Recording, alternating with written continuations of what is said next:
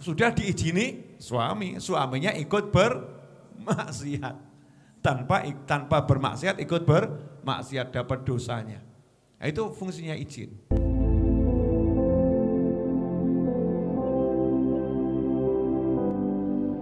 Klik subscribe dan like video ini sekarang juga dan komentarnya. Intinya fikih. Belajar lagi ilmu wudhu, ilmu sholat ya. Tapi nanti akan kita kemas yang mudah. Ya kita kemas yang mudah. Enggak yang jelimet dan bisa diajarkan pada orang lain. Saya akan bacakan sedikit nasihat Habib Muhammad bin Husin Al-Habsyi, Muftil Haramain, yang putra beliau adalah pengarang Maulid Simtuduror, Habib Ali, dan putra beliau Habib Husin, juga gurunya Mbah Hashim Asy'ari. Tatimah dari kitabnya Fathul Ilah halaman 10 disebutkan yajibu 'alan nisa'i an yata'allamna ma yahtajna ilaihi min babil haidhi wa ka ghairihi fa in kana zawjuha 'aliman lazimahu ta'limuha wa illa falahal khuruju li ta'allumi ma lazimaha ta'allumuhu 'ainan bal wa yahrumu man'uha illa an yas'ala wa yukhbiraha huwa thiqatun wa laysa lahal khuruju ila majlisi dzikrin wa ta'lumin ghairi wajibin 'ainiyan illa biridhah. Qala sallallahu la yalqallaha ahadun bidzanbin a'dhama min jahalati ahli. Ini tentang masalah kewajibannya wanita. Sebagaimana kaum pria, maka kaum wanita juga punya kewajiban kepada Allah Subhanahu wa ta'ala. Kewajiban kepada Allah adalah melaksanakan semua perintah Allah dan menjauhi semua larangan Allah. Yajibu 'alan nisa, wajib bagi wanita untuk mempelajari apa yang ia perlukan dalam kehidupan beragama ini, seperti masalah haid, ya, ilmu haid dan semacamnya, ya, ilmu sholat, ilmu wudhu, yang wajib-wajib itu. Wajib bagi wanita untuk mempelajarinya.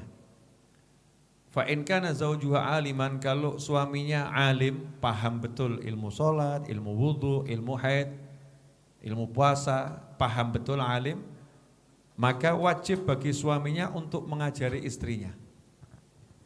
Kalau ternyata suaminya bukan orang yang alim, tidak punya kemampuan untuk mengajarkan semua itu, maka istri, ya, hendaknya keluar dari rumah mencari guru yang bisa mengajarinya. Ya, cari tempat yang dia bisa belajar. Tentunya keluar ini untuk belajar yang wajib. Ya, yang dibahas di sini ya belajar wajib, fardhu ain. Jadi yang setiap pribadi muslim kalau meninggalkan berdosa. Sholat, puasa, ini kan fardhu ain. Kalau suaminya nggak bisa ngajari, maka ya suaminya harus mengizinkan istrinya belajar kepada guru yang bisa mengajarinya.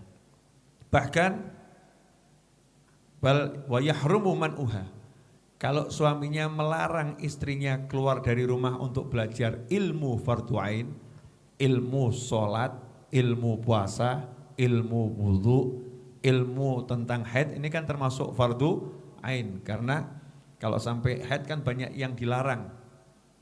Ya, banyak dilarang puasa, dilarang sholat. Kalau enggak ngerti.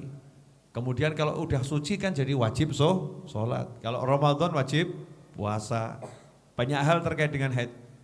Kalau suaminya melarang, maka suaminya berbuat dosa, dan itu dosa besar.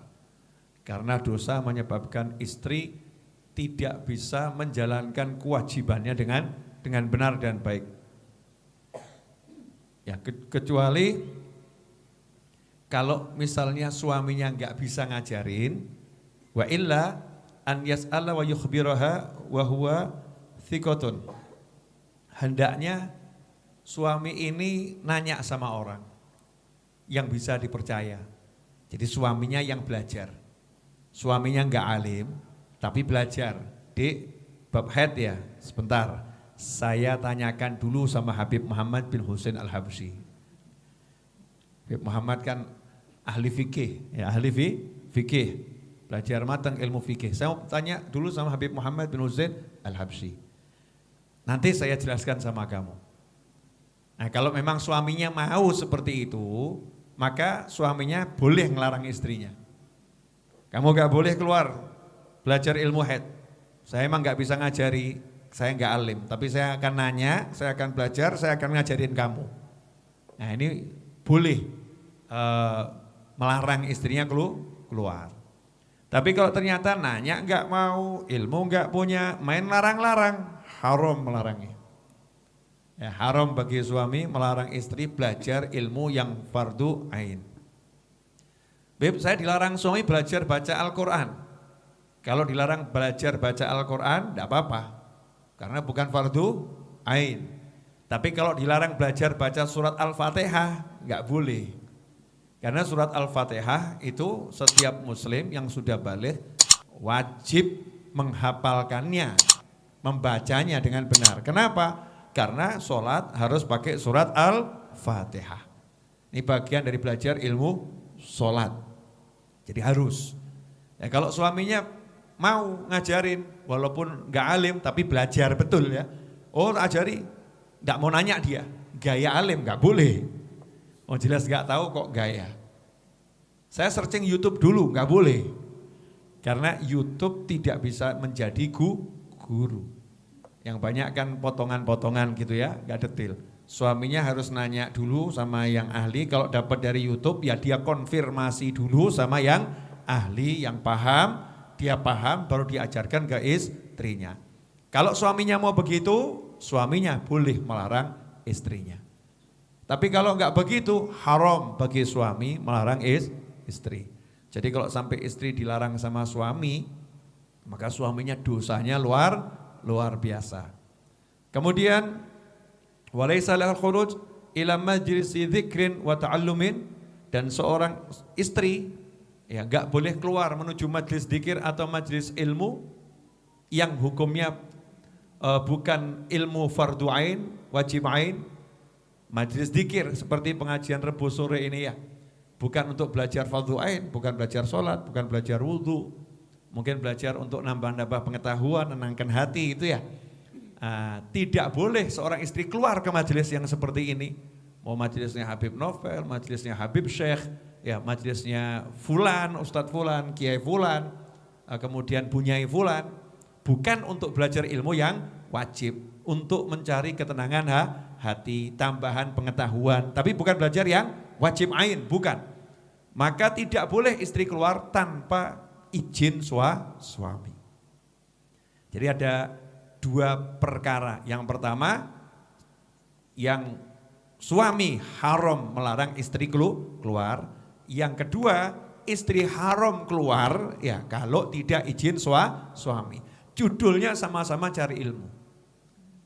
Seorang istri keluar cari ilmu ya bisa jadi haram dia, bisa jadi kalau suaminya melarang, suaminya haram. Yang bagaimana? Kalau istri keluar cari ilmu yang fardu ain, betul-betul gak paham ilmu sholat, ilmu puasa, ilmu wudhu, ilmu baca surat Al-Fatihah, ilmu haid, ilmu bersuci, menghilangkan najasah ya. Bagaimana cara istinja, ini kan bagian dari fardu ain. Wajiban yang harus dia jalankan pribadi. Karena kalau dia mengotori diri dengan najis, hukumnya dosa. Kalau dia nggak bisa bersuci dengan betul, nanti sholatnya tidak sah. Kalau keluarnya untuk ilmu yang wajib begini, maka suami haram menghalangi istrinya cari ilmu seperti itu. Kecuali kalau suaminya alim dan mau mengajari. Atau suaminya nggak alim tapi mau belajar dan mengajarkan kepada istrinya. Maka boleh suaminya melarang. Cukup jelas ya.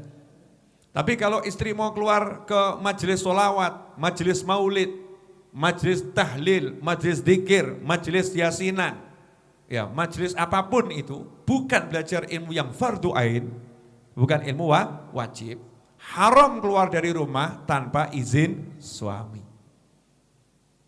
Harus izin suaminya. Kalau suaminya mengizinkan, maka suaminya juga dapat pahala. Enak betul ya jadi laki-laki ya. Modal izin ganjaran. Tapi kalau sembarangan ngasih izin ya siap tanggung dosa. Istrinya berangkat cari ilmu jam 12 malam diizinkan. Ya. Kan cari ilmu bib, ya jam piro dul gitu kan ya. Jam berapa? Jam 12 malam. Ada batasan dalam syariat ini, kapan keluar yang aman dalam syariat. Kapan keluar yang bisa menimbulkan fitnah.